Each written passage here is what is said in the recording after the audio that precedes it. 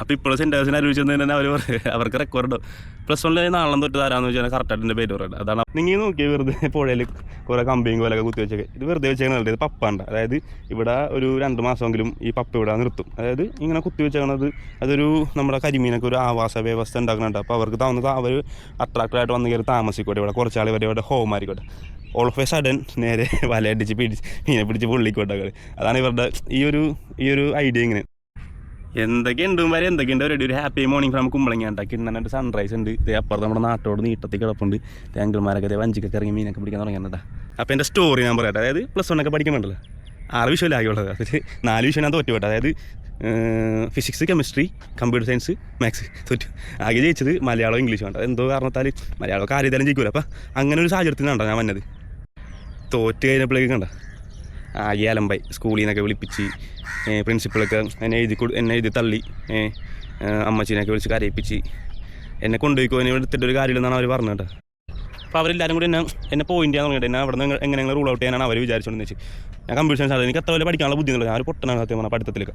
അപ്പോൾ അവരെന്നെ മാക്സിമം തെറിപ്പിക്കാൻ വേണ്ടി നോക്കി. +1 ഞാൻ തോറ്റുന്നപ്പോഴേക്കും. അതായത് അവർക്ക് സ്കൂളിൽ 100% വിജയം വേണമെന്നൊക്കെ അവർ പറഞ്ഞു. ഞാൻ പഠിച്ച അരൂരാണ്ട്. ഞാൻ പറഞ്ഞൊരു മടിയും കാണിക്കില്ല. ഒരു സെൻറ്റേഴ്സിലാണ് ഞാൻ പഠിച്ചത്. 2015-17 വയസ്സിട്ട് എങ്ങനെ കൊണ്ടുപോകണം അവിടെ എടുത്താൻ വേണ്ടി പറ്റില്ല. ബാക്കിയുള്ള പിള്ളേരും കൂടി തോറ്റു പോകുന്ന രീതിക്ക് ഭയങ്കര ഒടുക്കത്തെ സീനൊക്കെയാണ് അവിടെ. വീട്ടുകാരൊക്കെ ഇട്ട് കബൂറാക്കി പ്രിൻസിപ്പളിൻ്റെ റൂമിലേക്ക് ഇട്ട് കരയിച്ച് അവസാനം എൻ്റെ അമ്മച്ചി കരഞ്ഞുകൊണ്ട് എഴുതണം. ഞാൻ ഇപ്പോഴും ഓർക്കായിട്ട്. പക്ഷേ അവിടുത്തെ ടീച്ചർമാർ തന്ന ട്രോമ ഉണ്ടല്ലോ ഞാൻ പോസിറ്റീവായിട്ടാണ് എടുത്തത്. അതായത് നിർത്തിപ്പോകേണ്ട രീതിക്കുള്ള ട്രോമ കിട്ടിയ ഞാനാണ്. നേരെ എൻ്റെ ഒരു അങ്കിളൊക്കെ ഒന്ന് പറയാം, നീ എന്തിനാണ് വിഷമിച്ചിരിക്കണം, പോയി പഠിക്കണം, ഞാൻ പഠിപ്പിച്ചതാന്നൊക്കെ പറഞ്ഞിട്ടുണ്ടല്ലോ.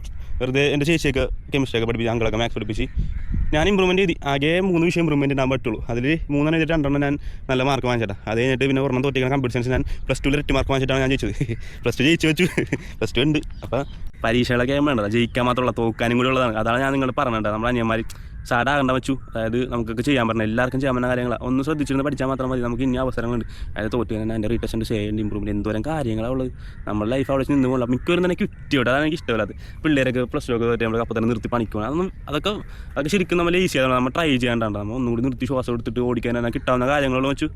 ഇപ്പം എന്നെ കണ്ടില്ലേ, ഞാനെന്ത് പൊട്ടനാ പഠിക്കാൻ വേണ്ടി. ഞാൻ എന്നിട്ട് +1 എഴുതി, +2 എഴുതി, ഡിപ്ലോമ എഴുതി, ഡിഗ്രി എഴുതി, എന്തൊക്കെ കാര്യങ്ങളാണ് ചെയ്തത്. പക്ഷേ ആ സമയത്ത് +2 ഞാൻ നിർത്തിയിരുന്നത് കണ്ട. എനിക്ക് അങ്ങനെ ഓടാനുള്ള ശക്തി കിട്ടില്ലാന്നുണ്ട്.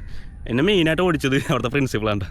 ഞാൻ പേരെന്ന് പറയാനുള്ള 2015-17 സമയത്തുള്ള പ്രിൻസിപ്പളിൽ എല്ലാവർക്കും അറിയാൻ. അപ്പം പുള്ളി എന്നെ നെഗറ്റീവായിട്ടാണ് തന്നെങ്കിലും അത് ഞാൻ പോസിറ്റീവായിട്ട് എടുത്ത് എൻ്റെ മോട്ടിവേഷൻ ഞാൻ കൂട്ടേണ്ടത്. അതായത് ആ ഒരു രീതി ഞാൻ തിരിച്ചെടുത്ത്. അപ്പോൾ പുള്ളിനെ അവനെ കണ്ടില്ല. ഞാൻ തോറ്റില്ല, പക്ഷേ ഇഷ്ടംപോലെ പേര് വേറെ തോറ്റില്ല +2 റിസൾട്ട് എന്നുള്ളത്. അപ്പോൾ പുള്ളി പ്രയോഗിച്ചത് തെറ്റായിരുന്നു. അത് ഞാനിപ്പോൾ പറയണേണ്ട. അപ്പോൾ ശരി മച്ചു, വേറെ വീഡിയോ കാണാണ്ട.